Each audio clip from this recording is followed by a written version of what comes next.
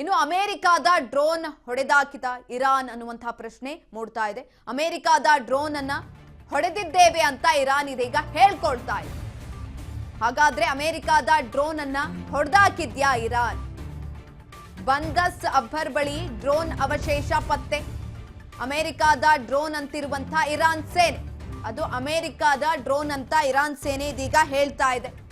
ಹಾಗಾಗಿ ಅಮೆರಿಕಾದ ಡ್ರೋನ್ ಅನ್ನ ಹೊಡೆದಾಕಿದ್ದೀವಿ ಅಂತ ಇರಾನ್ ಇದೀಗ ಹೇಳ್ತಾ ಇರುವಂತದ್ದು. ಅವಶೇಷ ಕೂಡ ಪತ್ತೆಯಾಗಿದೆ. ಬಂದಸ್ ಅಬ್ಬರ್ ಬಳಿ ಡ್ರೋನ್ ಅವಶೇಷ ಪತ್ತೆಯಾಗಿರುವಂತದ್ದು. ಅಮೆರಿಕಾದ ಡ್ರೋನ್ ಅಂತ ಇರಾನ್ ಹೇಳ್ತಾ ಇದೆ. ನೋಡ್ತಾ ಇರಬಹುದು, ಬಂದಸ್ ಅಬ್ಬರ್ ಬಳಿ ಸಿಕ್ಕಿರುವಂತಹ ಡ್ರೋನ್ ಅವಶೇಷ ಅದು ಅಮೆರಿಕಾದು ಅಂತ ಇರಾನ್ ಹೇಳ್ತಾ ಇದೆ.